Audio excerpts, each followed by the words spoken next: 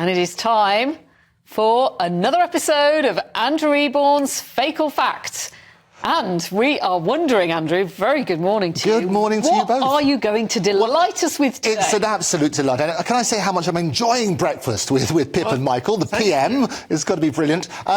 As you know, today is basically the launch of Google have come up with their own fact-checker about elections, because we're going to have more elections. It's the mother of all election years. We've got most of the world, about 4 billion people are going to the polls.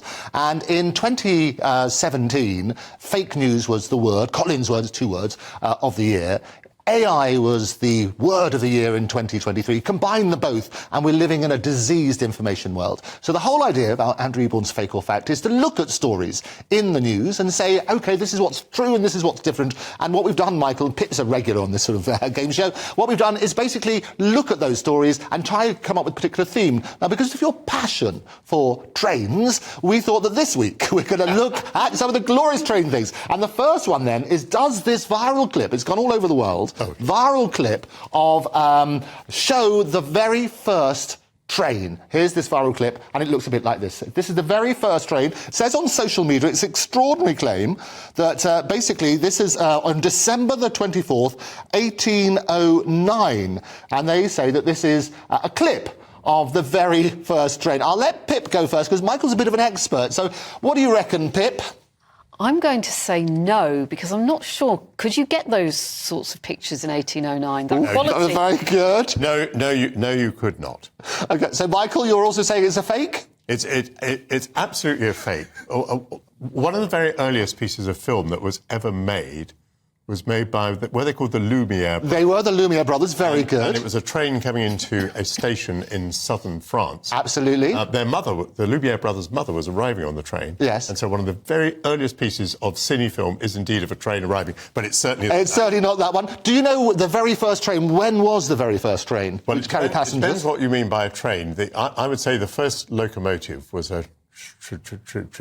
what was his name? Trevelyan, yes, absolutely. Yeah, and I would say it must have run in Cornwall, in his native Cornwall. It was basically in Wales, and we did that. 21st of February, 1804 was the first one. Yeah. The actual first passenger steam train was locomotion number 1, which was Stockton and Darlington Railway, and we've got a picture of that as well. This is the very first steam train. If you go to the Railway Museum, we've got one of those. There we are. That's what it looks like, and that happened basically in 1825, so it's almost 200 years next year. Do you know how fast it used to go? But I would say about 30 miles an hour. But that can't be...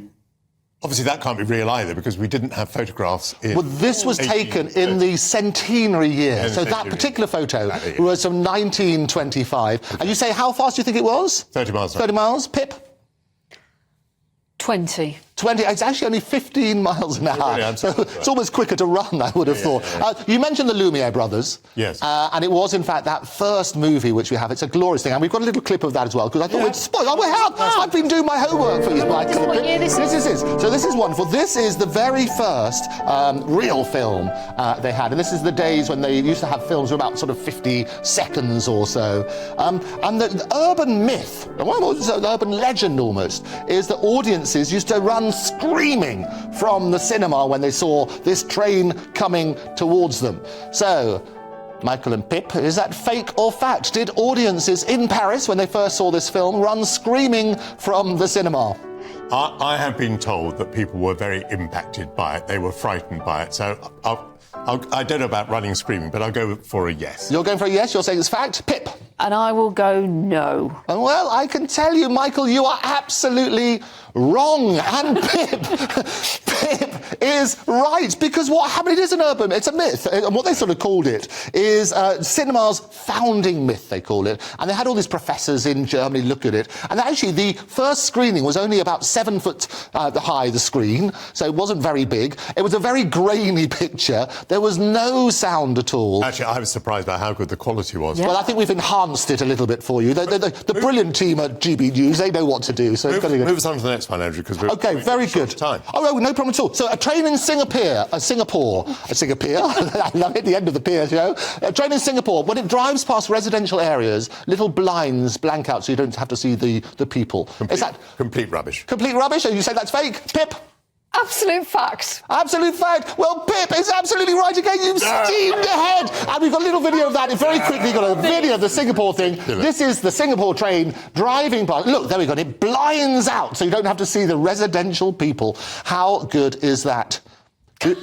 Do we have time for one very quick one? Yes, we do. Oh, a very quick one. OK, now this is a fake or fact then. Here's an image, and I've deliberately done this because it's a Michael Portillo train, which I've managed to find. It is the most gloriously colourful train in India. Here it is. Oh, beautiful. Doesn't that look wonderful? So it's Michael Portillo, inspired by your sartorial elegance, Michael. So this is a train, basically, which was decorated to celebrate what's called the Anam, which is the harvest festival, as you'll know, in Kerala in India. So is that fake or fact? The Kerala train?